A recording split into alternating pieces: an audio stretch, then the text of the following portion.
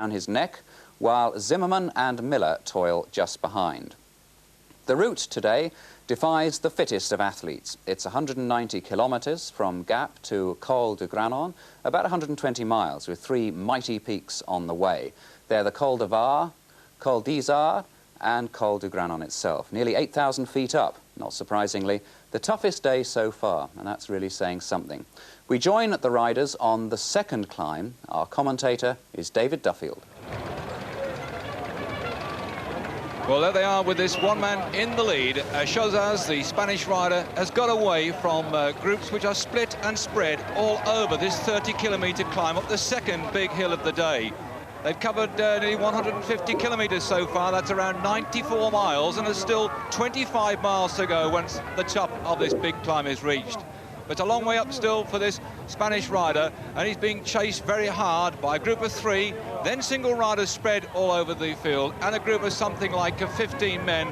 But the news we've heard is that Hino has been dropped, and he's well over 10 minutes down on this rider up in front, who is in no serious position to challenge the overall leader, but he'd love to win the stage today. And there he is, going up towards the top of this climb, urged on by that magnificent crowd that yet again have come out to see them struggle in the mountains.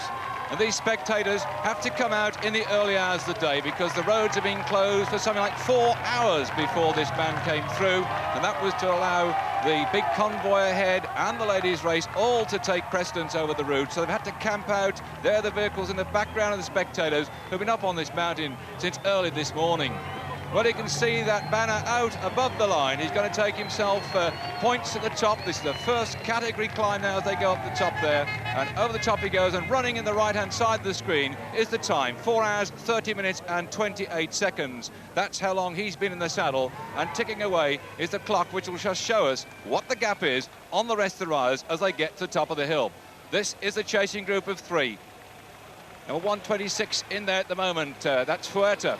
And now we're back with this chasing group of some 15 to 18 riders. That's Robert Miller in the polka dot jersey, leading the chase up the hill. And a welcome drink too. It's very hot there.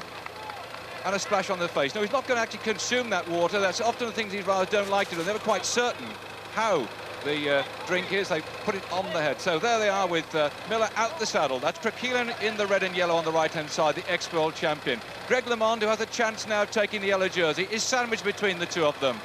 That colourful shirt he's wearing is the one that shows he's the combine leader.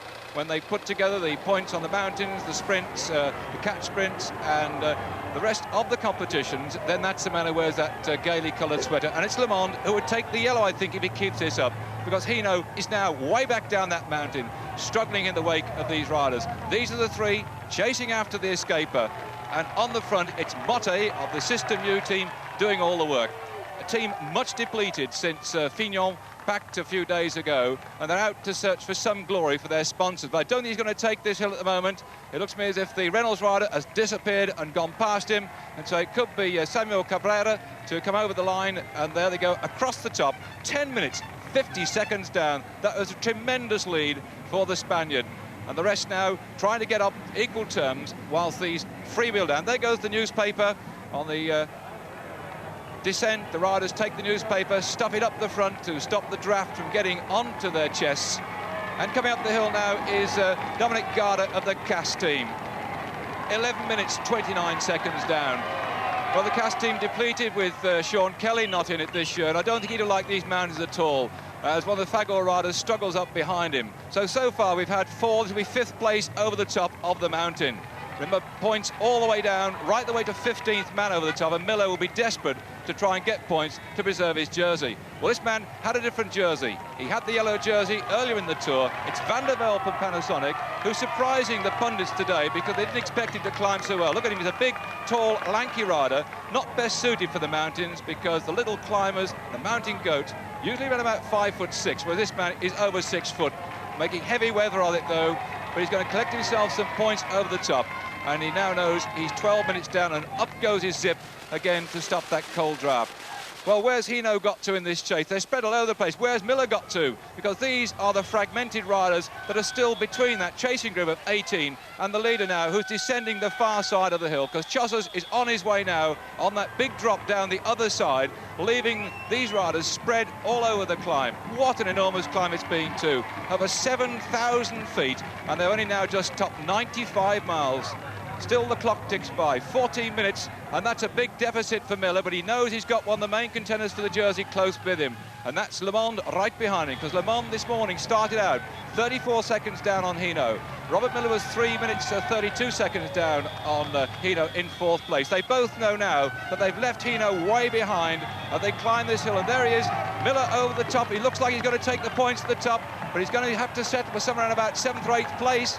In fact, looking back now, it's going to be 9th place he'd take, but still that will give him around about 12 points in the King of the Mountains. And Le Monde got quickly onto his wheel, waiting for the attack. And over the top there goes from Quillion, then Mario, the French champion, the red, white and blue vest, and the rest of them trailing up behind and over the top. Bert Bruce in there for the Carrera squad, another very good climber indeed. And also saw Urs Zimmermann going up there with them, because Zimmermann lying 3rd overall, wearing the red jersey with the white cross as national champion of Switzerland, but riding for Carrera too.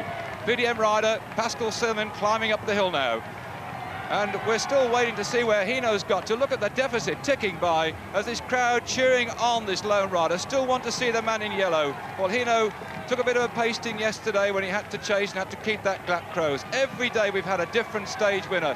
16 stages, 16 different winners, and if Chaussers keeps this up, we could have a 17th, and the yellow jersey could change over as well. They've called this tour the waltz of the yellow jerseys. It's changed. So now, as they're going up toward the top of the hill, still no sign of Hino, and the clock ticking away. 15 minutes, 34 seconds down. But the crowd are getting excited. People are running out. This must be the bunch with Hino in it. This just gives you some idea of the support this man's got. Even though he's about to lose his yellow jersey, Hino looks to me like he's on his way to lose the jersey as he goes over the top of the climb. There he is. Poor Hino.